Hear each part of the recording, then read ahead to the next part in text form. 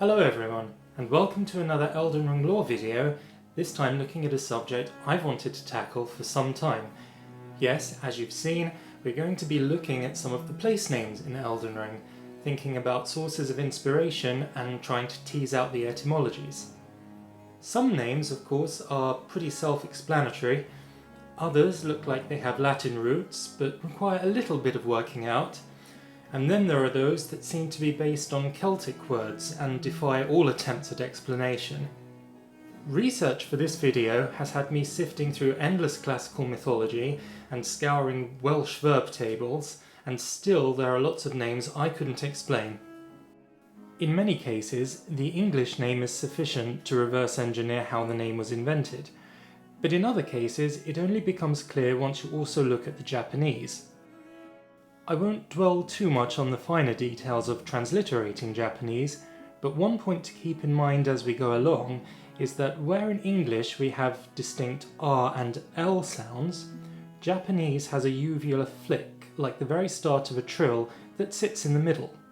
Traditionally, R has been used to transliterate Japanese into English. For example, Hiroshima, Nara, Sapporo. We therefore have to be a bit flexible when thinking about R's and L's. I did manage to piece together quite a lot that I don't think anyone else yet has. In particular, the explanations for Caelid, Caria and Liurnia. But before we dive into specific places, let's back up and begin with the lands between. Elden Ring borrows liberally from Norse mythology, the cosmology of which has various parts of the world stratified around a giant tree. Asgard, for example, is the land of the gods, which contains Odin's hall Valhalla. The most important as regards to Elden Ring is the world of men, or Midgard. This is conceived as a sort of central space, as echoed in the Old English term for earth, Midangerd, imagined as lying between heaven above and hell below. This is likewise the source for Tolkien's Middle-earth, and I would like to suggest J.R.R. Martin's Lands Between. Taken in isolation, the name Lands Between seems to beg the question, between what? And has the effect of broadening the world's potential beyond the map we see. But looking into the etymology, we understand that it derives from a tradition that tries to position a certain place as the centre of the action, and implies that other places are peripheral and unimportant. That FromSoft don't pull this off completely successfully is, in my view, a reflection of how shakily they sometimes handle their own lore. Limgrave seemingly has a literal meaning, a portmanteau of limb and grave, possibly referring to the carnage caused by Godric and his obsession with stealing and grafting ever more powerful body parts. Mirkwater, which is the name of both a cave and some catacombs within Limgrave, is one of the more classical names in Elden Ring, and comes from the Old Norse myrkr, meaning dark. Mörker is the root of the present Scandinavian words for dark, like mörk in Swedish, and also the English word murky. Tolkien used this for the name of the Mirkwood Forest, which is likely in turn where Martin took the idea for Elden Ring. The Weeping Peninsula is, as the name suggests, an extended landmass, or peninsula, whose form broadly appears to droop down or weep from the mainland. Its legacy dungeon is Castle Morn, a name which harks back to Dark Souls, but which still fits thematically. Morn comes from the Old French meaning gloomy or bleak, and is where the English verb to mourn comes from. The description for Mornset in Dark Souls 3 tells us that he became an apostle of the Archbishop, with whom he comforted the suffering. The Weeping Peninsula and Castle Morn together therefore seem to suggest a theme of sadness or grieving. The character Irina, whose death sparks a questline, completes this particular throwback to Dark Souls 3, in which the NPC and miracle merchant Irina is protected by the knight who wears Morn's set. The name Caelid is formed from the universally established rules for naming meteor showers. Meteor showers are named after the nearest constellation or radiant position at the peak of the shower, using the Latin possessive form of the constellation's name, but the final suffix id. For example, the Leonids are a recurring meteor shower which originate in the Leo constellation. Caelid therefore comes from the Latin caelum, meaning sky or heaven, and refers to Radan's power in holding back all the stars, rather than just a specific constellation's worth. Another word relating to caelum, or caelum if you prefer Church Latin, is celestis, meaning heavenly or celestial. At a glance, this seems like a starting point for the Cathedral of Manus Celes. Celes, however, is a conjugated form of the Latin verb celo, which means to hide or conceal. The word manus means hand, and so the full name refers to the fact that Rani has hidden her slain fingers here. Literally, the cathedral where you hide your hand. Celia, town of sorcery, is probably a variation on Selen's name, which itself derives from Selene, the Greek word for the moon. I don't intend on making a whole video on character names, but while we're on the subject, the Greek and Latin names of celestial objects do crop up in a few creative disguises. The Latin for star is stella, which when inverted gives us Astel and hints at something both celestial but also malformed in his nature. This raises a distinct possibility that Ainsel was constructed as a reversal of Selene. Renala's name, very appropriately, is one of many possible variations on names that have their root in the Latin for rebirth. Renata is the most common. Others include the French René and the less common Renelle. You may have noticed that the first part in this new version sounds like renal, which means relating to kidneys. Indeed, the fetal larval tears that we give to Renala to activate rebirth are conspicuously kidney-shaped, possibly a design in-joke. The name of the magical house of Caria, which occurs in a number of in-game place names, is taken not from the Welsh cariad, meaning love, as I originally thought, but directly from Greek mythology. Caria was a princess who, together with her sisters, was given the gift of prophecy on the condition that they would not betray the gods or search for forbidden knowledge.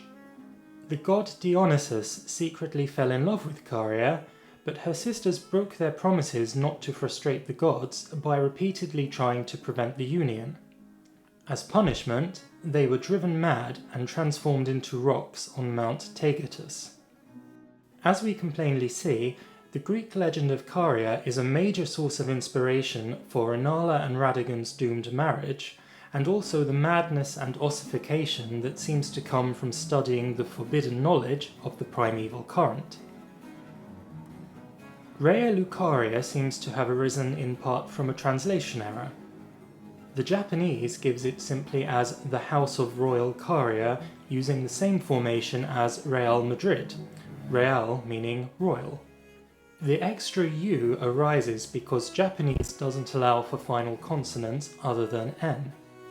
This exact transliteration of the Japanese, with the superfluous U, might have sounded right to the English staff as the name for a magical academy.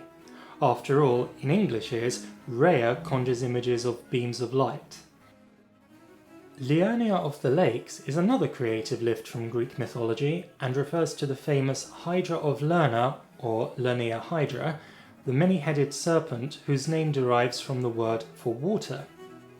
Lerna, or Lerni in Greek, was a region of springs, swamps, and at one time a large lake in the Peloponnese.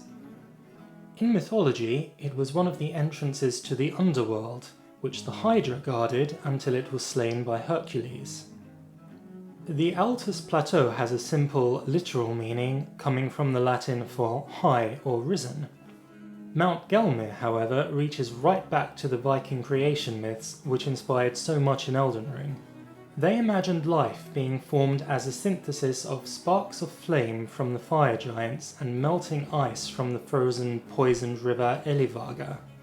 The union of hot, cold, wet and dry was engendered in the first man whose name is given either as Ymir or Aurgelmir.